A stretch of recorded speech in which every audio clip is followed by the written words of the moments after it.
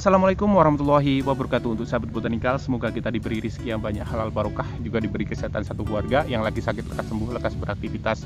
Oke, perkenalkan nama saya Irfan. Di sini jangan lupa subscribe-nya, dukungannya. Untuk kali ini kita mau menjawab untuk sahabat botanikal ya. Ada yang bertanya tentang jarak tanam, ada yang bertanya tentang kenapa kita tanam banyak sekali jenis dari apukat.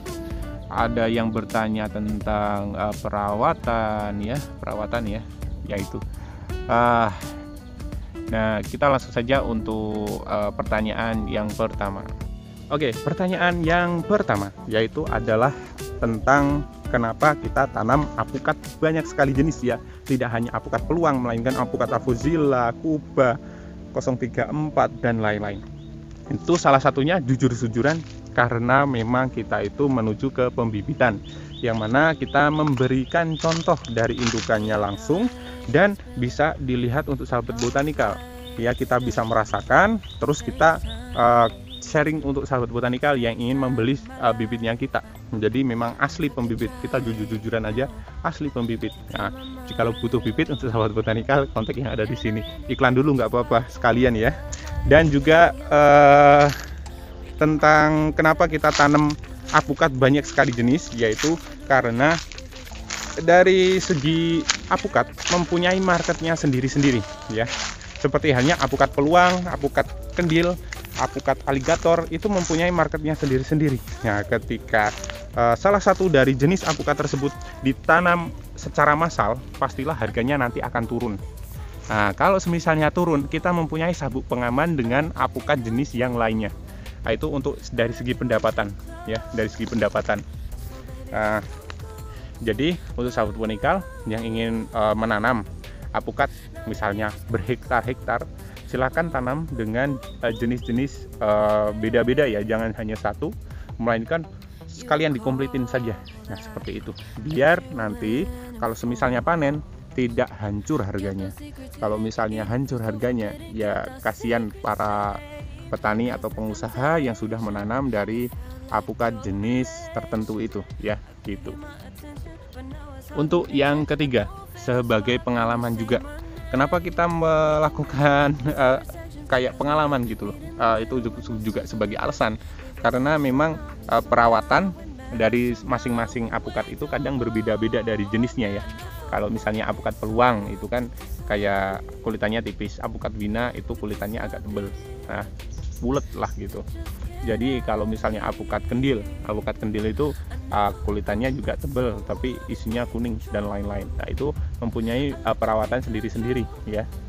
Karena kita bisa tahu yang namanya sifat dari apukat masing-masing. Nah, kita bisa sharing pengalaman bersama, yang mana pengalaman tersebut kita bisa sharing bareng untuk para pembeli ya, ataupun untuk sahabat botanikal semua. Jadi tidak hanya kita pendem saja gitu, kita juga sharing-sharing juga, tukar pengalaman bareng-bareng. Nah, seperti halnya contohnya apukat muria ya, yang mana ini bunganya itu banyak tapi yang jadi itu sedikit. Nah, soalnya apa? MDPL-nya itu rendah, nah, lokasinya terlalu panas. Jadi kalau misalnya terlalu panas itu banyak yang rontok. Dari segi pertumbuhan kayak gimana? Bagus, nggak apa-apa, bagus. Tapi kalau dari segi untuk lokasinya itu MDPL-nya itu rendah, itu tidak banyak apukat yang jadi. Nah, jadi perlu dipertimbangkan lagi. Itu salah satu contoh dari pengalaman pribadi ya, yang bisa kami share tentang jenisnya, yang mana jenis tersebut itu beda antara dataran rendah dan dataran tinggi. Nah, seperti itu. Untuk pertanyaan berikutnya itu adalah tentang jarak tanam. Kita sekalian jalan-jalan. Jarak tanam yang ada di sini itu minimum itu 6 x 6 meter. Tapi ada yang bilang kisaran 5 x 5 meter. Nah, kita tidak menyalahkan, silahkan. Soal itu kita berpendapat pribadi saja. Kita minimum untuk penanaman 6 x 6 meter, dikarenakan kenapa? Salah satunya itu adalah memang kalau misalnya 5 x 5 meter dalam usia kisaran 5 tahun nanti akan saling bersenggolan. Maksudnya bersenggolan itu bukan berarti ada masalah tertentu ya, tapi gimana caranya kan kita memaksimalkan produksi ya dengan budget yang minim. Maksudnya itu perawatan yang minim. Semakin banyak yang namanya tanaman, semakin banyak yang namanya perawatan. Nah, seperti itu salah satunya ya. Yang kedua, soal kalau misalnya 5 kali 5 meter itu gimana ya? Ya untung pembibitnya gitu. Jadi kita lebih bisa belanja lebih banyak lebih banyak dari bibit alpukat. Kalau itu nggak masalah sih buat pembibit, tapi nanti masalahnya adalah dari segi para petani, yang mana kita perawatannya lebih banyak. Terus apalagi ya, ya itu dana untuk pembelian bibit juga banyak, dan juga nanti produksinya itu bisa dibandingkan setelah nanti usia kisaran 5 tahun ya, bisa dibandingkan. Soalnya nanti akan agak menjulang tinggi ya yang namanya alpukat, karena kalau alpukat semakin desek-desekan semakin akan menjulang tinggi. Jadi semakin tinggi ya. Gitu, tidak rembuyung ya, kayak gitu ya sahabat botanika. Nah, soal berikutnya adalah nomor 3 itu alpukat apa yang memang itu diperkirakan bagus ya untuk ditanam ke depan gitu. Nah, untuk kita sharing-sharing saja, kita pengen menanam alpukat kendil agak banyakan, dan juga miki juga agak banyakan. Kalau peluang sudah banyak sih, jadi kita tidak menambahinya lagi. Terus alpukat Avuzilla, Kuba, Roro, dan Red Vietnam juga iya. Pokoknya kita mau komplitin, tapi kita yang lebih dibanyakin itu adalah alpukat kendil dan juga alpukat miki. Kenapa? Salah satunya alpukat kendil itu satu, dagingnya itu banyak ya, dagingnya banyak, maksudnya daging buahnya banyak ya. Terus kekuningannya bagus, ulennya bagus, jarang cacat ya, dan juga biasanya itu kita panennya itu belakangan ya. Kenapa kok suka panen belakangan? Dikarenakan kalau misalnya alpukat yang lain itu sudah panen, pasti harganya akan turun. Ketika panen kendil itu pas harga naik ya. Biasanya seperti itu, dikarenakan tidak dalam musimnya, jadi lebih belakang. Nah, kita sukanya di sini lebih belakang. Kalau lebih ke depan gimana? Kita juga lebih suka lagi gitu. Kalau semisalnya panennya itu lebih depan daripada, yang penting itu jangan pertengahan, karena kan kalau misalnya pertengahan biasanya harganya itu pasti akan turun. Nah, seperti itu. Dan kenapa kita menanam alpukat miki? Nah, karena miki itu banyak orang yang suka ya. Kita perlu tahu yang namanya miki itu ada dua macam, miki Depok sama miki Semarang. Kita selalu suggest untuk miki Depok, jangan miki Semarang, dikarenakan memang dari segi produksinya itu agak beda ya. Lebih bagus yang alpukat miki Depok daripada miki Semarang. Nah, seperti itu. Cara pembedaannya gimana? Pupusnya ya, pupus alias daun mudanya itu kalau terkena sinar matahari cukup itu biasanya akan kemerahan ya. Kenapa kita suka miki?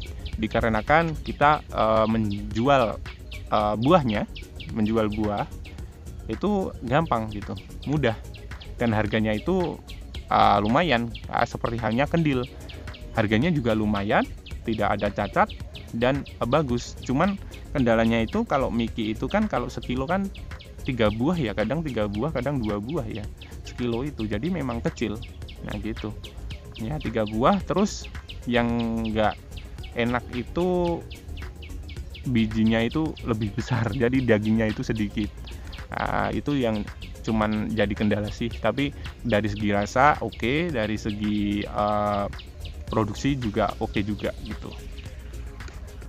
Nah, soal perawatan sekarang, mungkin lebih tepatnya ke penyiraman dulu ya. Untuk sahabat botanikal banyak yang bertanya tentang penyiraman. Ya, kalau di lahan bebas itu penyiraman saat musim kemarau itu 3 hari sekali itu nggak apa-apa.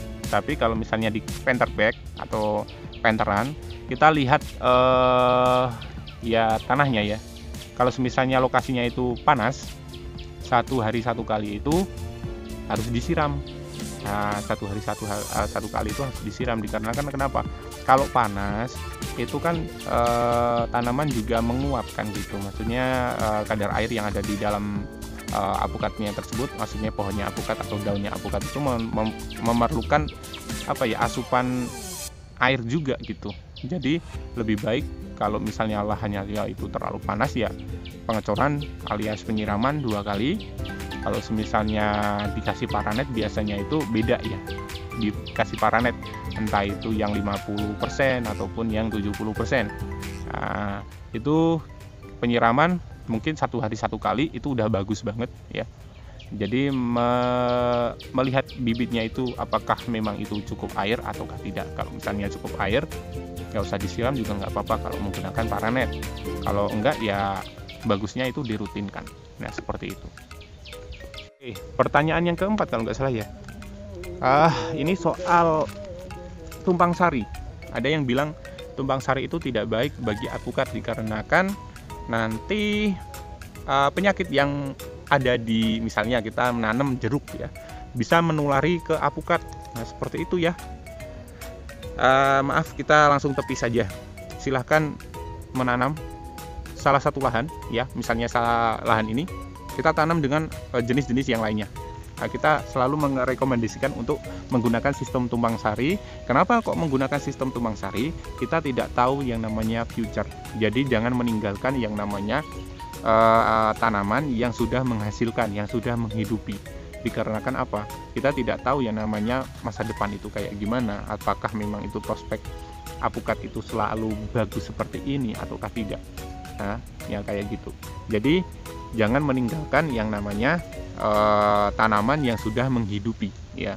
Silakan tanam alpukat dengan sistem tumpang sari, misalnya jeruk, misalnya alpukat, misalnya durian dan lain-lain. Dikarenakan apa? Kalau semisal hanya menanam saja tentang alpukat saja ya, nanti ya kalau semisalnya harga masih bagus kayak gini mah tidak apa-apa. Tapi kalau semisalnya kedepannya itu kita kan nggak tahu ya kedepannya kayak gimana, khawatirnya nanti malah akan menjadi kerugian ya. Jadi jangan pernah meninggalkan yang namanya tanaman-tanaman lokal yang sudah menghidupi kita, yang sudah berbakti kepada kita ya. Jadi jangan tinggalkan. Nah seperti itu. Nah, seperti halnya kalau kita ya ada jeruk, ada juga yang kita tanami dengan nanas, ada juga yang kita tanami dengan pepaya ataupun ya pisang. Nah seperti itu. Ada juga durian ya. Jadi tidak hanya tidak hanya alpukat saja. Kalau misalnya sakit kayak gimana? Kalau misalnya ini loh kayak jeruk ini itu sakit kayak gimana? Apakah akan menular ke alpukat? Ya yang namanya kalau misalnya keserang hama ataupun sakit, gimana caranya kita menangani yang namanya tanaman tersebut agar nanti tidak menulari yang namanya alpukatnya tersebut ya. Jadi semuanya itu tertangani aman. Jangan terus kita menunggu sampai yang namanya alpukat tersebut terserang semua itu terus kita kita tangani ya. Keliru nih, kita tangani nanti malah akan intinya gini, sedia payung sebelum hujan. Jadi kalau misalnya ada yang terserang oleh hama, silakan tangani langsung, nggak perlu jeda waktu. Misalnya keserang ulat, ya udah semprot aja ulatnya kan gitu. Ataupun kena jamur, ya udah skor 250 EC siap digunakan. Nah seperti itu. Nah tadi itu adalah share-share kita ya, untuk banyak yang bertanya-tanya tentang alpukat, gimana caranya nanam alpukat ataupun perawatan dan juga cara tanam ya. Pokoknya sudah dijawab. Mohon dukungannya, subscribe-nya, dan saya undur diri dulu. Apabila ada kekurangan mohon maaf, dan wassalamualaikum warahmatullahi wabarakatuh, dan salam botanikal.